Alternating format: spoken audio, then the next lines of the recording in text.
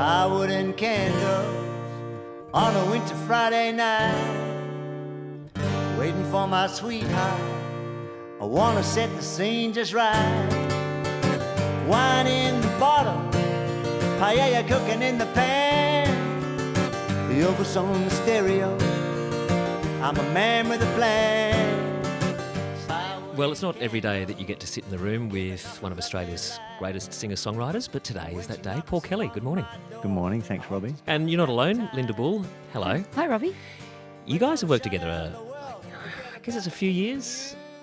How far back does it go? Early 90s or no, maybe late 80s? Yeah, maybe late 80s. Yeah. We worked together on Vicar and Linda's first record. You know a few secrets about each other. And they've sung on my records, over the years, different tunes. So. Let's talk about Life Is Fine, which is the new record, which is a little different to what you've been doing in the last few years. You've been off doing poetry, you've been off doing Shakespearean sonnets, song cycles. This is a bit more of a rock and roll record. Exactly for that reason. Last year was two more philosophical, more quieter records.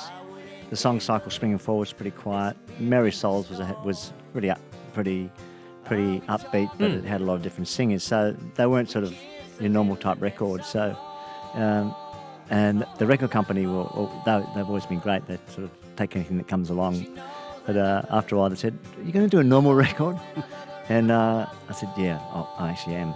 That's exactly what I want to do." Especially after the records from last year, I wanted to make a pretty noisy band record with lots of upbeat songs and lots of harmonies, and share the singing around it again. Firewood and candles, giving off a lovely light. And when she knocks upon my door, I hope she's got an appetite. We're gonna shut out the world, forget about the TV news.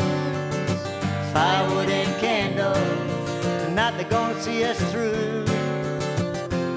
We're gonna talk a little, we're gonna kiss a little, and then some more, a whole lot more.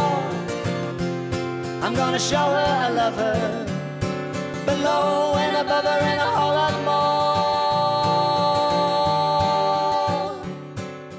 You're a wordsmith through and through. You're somebody who loves language. You love the way words combine together and how they perform, how they operate in songs. But I'm wondering what you've learned over the last few years doing the Shakespearean sonnets and doing the song cycle and doing the work with famous poets. What you've pulled away that you bring back into your music for something like this? It's been something that's really been a good thing for me. And it really started about 5-6 years ago when I worked with ANAM, the Australian National Academy of Music, and collaborating with modern classical composer James Ledger, putting poems to music. And I'd never done that before. I'd always thought you couldn't start with the words because my songwriting had always sort of started with music and sounds. There was always sort of some kind of words attached or sort of kind of gibberish words, but I'd had the idea that if you have the words first, it would somehow limit where you could go musically or would make the music sort of a bit rigid and stiff. But I was wrong about that. And doing the show with ANAM, it turned into a record called Conversations with Ghosts. That sort of just opened up a whole new way of writing for me. And I got into the habit of, if I liked a poem that I read, I'd see if I could put music to it. And that eventually led on to the Shakespeare Sonnets record. And I've got, in the last recording session for this album, Life Is Fine, we recorded a few poems. We did a Gerard Manley Hopkins poem. Did a Sylvia Plath poem, which we still got to get permission for. But they were just sort of poems I liked and mucked around putting songs to. So it's just become another way to write songs for me. And it's pretty good feeling to, after writing for 30 years, to find another way to write songs. The morning bright and still has laid a frost across the hill, and the glory of it takes my breath away.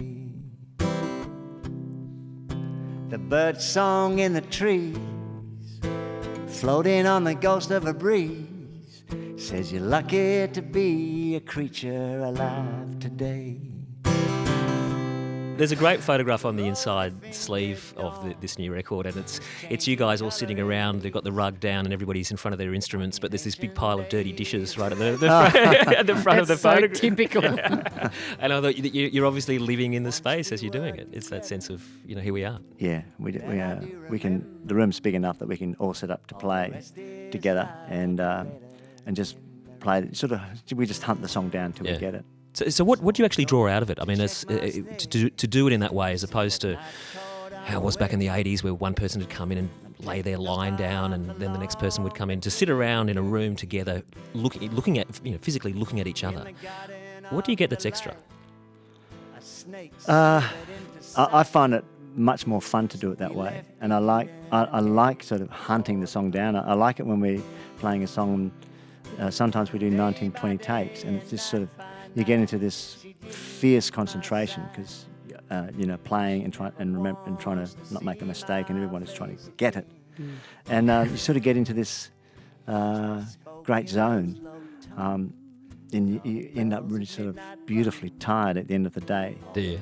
And we, sometimes the beauty of working with Steve Schramm, our engineer and co-producer, is that he's got a very good ear for the performance. He's a very good engineer. Sonically, he's great, but he's not a fussy engineer. He doesn't worry about everything having to be clean, but he's got an ear for the performance. So he can say, you're getting close, keep going, you'll get it. And he can also say, you've passed it, you've missed it, have a break, maybe try something else and come back with this. So it's really like stalking a prey, like trying. Yeah, that's how it feels to me. Does it feel like that to you? Yeah, it is.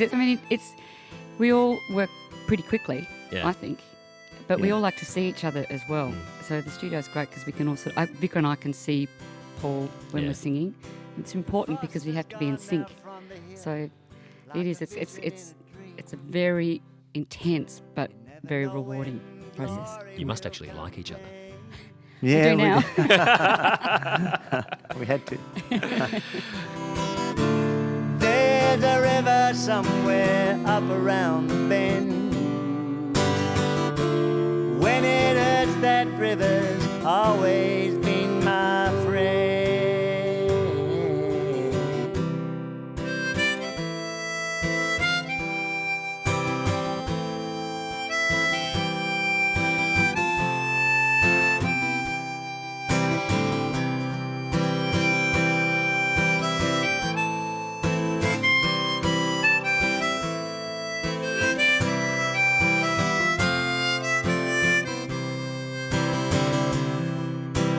Frost has gone now from the hill, like a vision in a dream. You never know when glory will come again.